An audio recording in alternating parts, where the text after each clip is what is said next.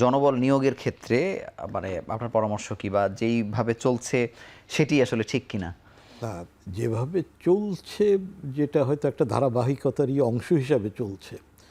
এখন আমাদের বিল্ডিং তৈরি হতে তো 1-1.5 বছর লাগে। মানে আমার মনে হচ্ছে একটা মিটিংয়ে আলাপ হচ্ছিল, ইঞ্জিনিয়ার সাহেব বলছেন মানে আমাদের বিল্ডিং তৈরি হয়ে যায় কিন্তু জনবল পদ সৃষ্টি হয় না, নিয়োগ হয় না। তো ইঞ্জিনিয়ার সাহেব বলছেন যে দেখেন আমাদের তো বিল্ডিং তৈরি হতে 2 বছর লাগে। তো 2 বছর ধরে তো আপনারা জানেন যে 2 বছর পরে এই বিল্ডিংটা আসবে, আপনারা তাহলে জনবল সৃষ্টির উদ্যোগ নেননি কেন? এখন সমস্যা যেটা হচ্ছে যে আমাদের স্বাস্থ্যের, আপনি যদি এই মুহূর্তের কথা বলতে পারবো না, অন্তত 6-8 মাস আগের কথা বলতে পারবো, নতুন পদ সৃষ্টির জন্যে স্বাস্থ্য অধিদপ্তরের মহাপরিচালককে বললে তিনি প্রস্তাব নিয়ে মন্ত্রণালয়ে যেতে দারুণ ভয় পান। নিয়ে গেলে হবে না, দেবে না। আমি বলি আপনি নিয়ে যান, দেয় কি দেয় না দেখা যাবে। স্বাস্থ্য মন্ত্রণালয় ধাক্কা গোতা দিয়ে অধিদপ্তরের ডিজিকে প্রস্তাব দিয়ে স্বাস্থ্য মন্ত্রণালয়ে পাঠালে স্বাস্থ্য মন্ত্রণালয় আবার সেটা জনপ্রশাসনে পাঠাতে দারুণ ভয় পায়। কিন্তু এই স্বাস্থ্য মন্ত্রণালয়ের আমলায় যখন স্বরাষ্ট্র মন্ত্রণালয়ের পোস্টিং হবে তখন পুলিশের পদ সৃষ্টি করতে সে ভয় পাবে না, র্যাবের পদ সৃষ্টি করতে সে ভয় পাবে না। ডিফেন্স অনেক বেশি হয়, মানে পদের থেকে ডিফেন্সে যখন ভর্তি হবে তখন নতুন ক্যান্টনমেন্ট তৈরি করতেও তারা ভয় পাবে না। তো এখন তাহলে ডাক্তারদের বা স্বাস্থ্য খাতে যারা আছে তারা করবেটা কি?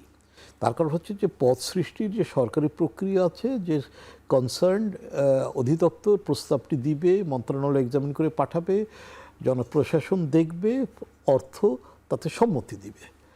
এই প্রক্রিয়াটা সবার জন্যই প্রযোজ্য। অন্যদের জন্য এই প্রক্রিয়া মাসখানেকের ভিতর হয়, আমাদের স্বাস্থ্যের জন্য বছরেও কুলায় না। তো এটির একটি ব্যাপার আছে, পদ সৃষ্টির ব্যাপার। 2 নম্বর কথা হচ্ছে যে পদ সৃষ্টির পর পদ পূরণের একটি গল্প আছে, ঠিক আছে? এখন 3য়-4র্থ শ্রেণীর পদ পূরণ করতে পারাটা অধিদপ্তর বা আরও নিচে যারা আপনার জেলার কর্মকর্তা বা প্রতিষ্ঠানের প্রধান তাদেরই পারার কথা। তারা এই কাজটি বছরের পর বছর করেননি, তার জন্য কারোর কল্লা কিন্তু যায়নি। এখনও এই 6-7 মাসেও না করার জন্য কারোর কল্লা যায়নি। মানে আমার কথা হচ্ছে যে প্রত্যেকের তো কাজ করার জন্য নির্দিষ্ট কাজ আছে, এই কাজটি করবে তার জন্য তুমি বেতন পাও। কিন্তু দিনের পর দিন কাজ না করে জবাবদিহিতার অভাবের জন্য তারাও রিক্রুট করেনি, স্বাস্থ্য অধিদপ্তরও রিক্রুট করেনি। ফলে হচ্ছে কি যে আমরা স্বাস্থ্যের জনবল বললে ডাক্তার বুঝি, এবং সমস্যা হয়ে গেছে যে ডাক্তার নার্সের কাজ করছে, ডাক্তার আয়ার কাজ করছে, ডাক্তার বুয়ার কাজ করছে, ডাক্তার আর কত করবে এক ডাক্তার, ঠিক আছে?